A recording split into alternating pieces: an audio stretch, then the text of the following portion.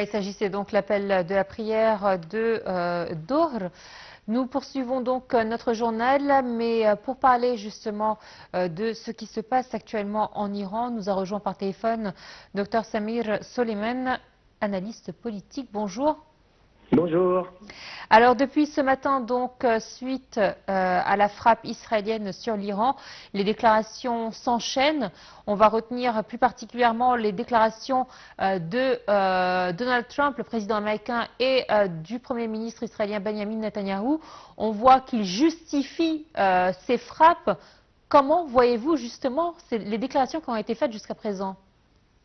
Les frappes, ils ne sont pas uniquement israéliennes, c'est une frappe conjointe avec les forces américaines. D'ailleurs, tous les navires qui ont été stationnés autour de Bahreïn, ils ont quitté leur base navale pour se mettre autour des zones de combat. Et ils justifient leur frappe, comme quoi que les Iraniens ils refusent de négocier ou céder sur les majeures demandes américo-israéliennes.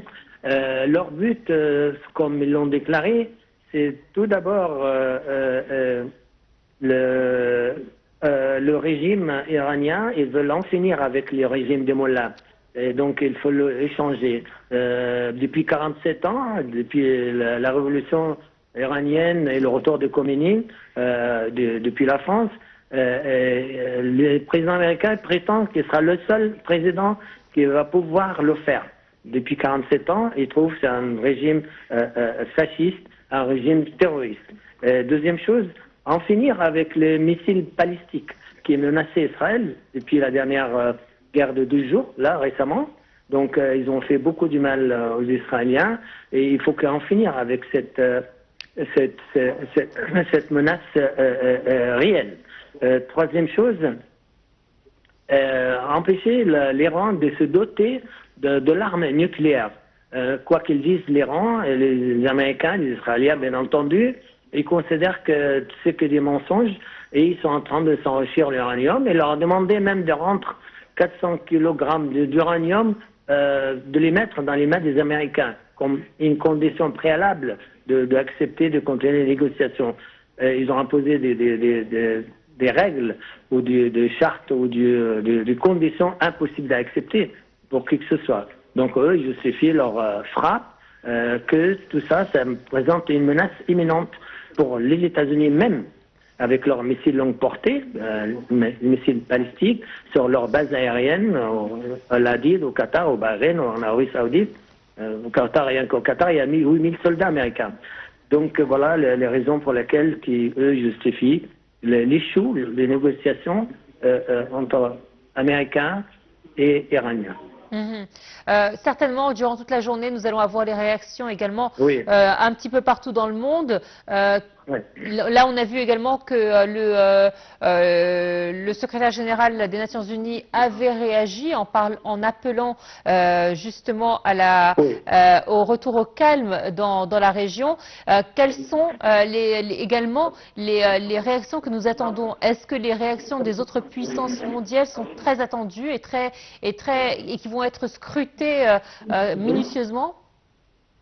Oui, tout à fait. Donc on les attend, tout le monde entier les attend. Ils vont pas tarder à sortir les déclarations des grandes puissances comme la Chine, sûrement la Russie et le Moyen-Orient, tous les pays concernés.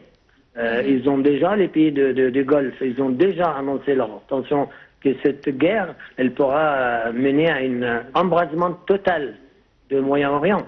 Et ils ont presque supplié que Trump de ne pas mener cette guerre. Et la preuve, il y a des missiles qui ont été interceptés dans le ciel de Qatar, et du Bahreïn également, et celle de Koweït, au-dessus des bases militaires américaines.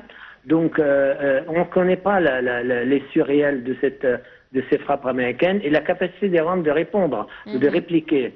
Et voilà, donc la guerre, elle est toute récente, il y a quelques heures qui a éclaté, et on attend la réaction du monde entier. De toute façon, il y a déjà, les Nations Unies, ils ont condamné les frappes déjà, parce qu'ils ont commencé pendant les négociations. Bon, les négociations n'ont pas été terminées.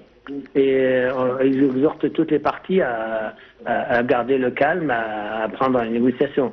Mais je ne pense pas que les Américains ni les Israéliens ils vont opter pour cette option-là. Alors là, on a vu que les premières réactions déjà étaient des réactions sécuritaires, c'est-à-dire que la Jordanie, par exemple, essaie de protéger son espace aérien, le Qatar a fait de même, donc là, pour le moment, les réactions, effectivement, sont plutôt des réactions protectrices par rapport à leur État. C'est vrai que les pays de la région, en ce moment, vivent des moments très difficiles où ils ne savent pas jusqu'où ces frappes peuvent mener ou peuvent aller. Tout à fait. C'est ce qu'ils ont annoncé avant les frappes. Notre président Al-Sisi a bien déclaré il n'y a pas très longtemps que ça va amener des désastres sur la région. Tout le monde s'y attendait. Si la capacité d'Iran réellement, comme ils l'ont annoncé, qu'ils vont faire beaucoup du mal aux Américains, aux Israéliens, aux bases militaires par-ci par-là, comme on a cité les pays, est-ce que les Américains vont les empêcher à arriver à leur but ou les Israéliens, parce qu'il y a une nouvelle dôme de fer qui entoure les zones en Israël et toutes les bases militaires. Ils ont été exhortés aussi de quitter leur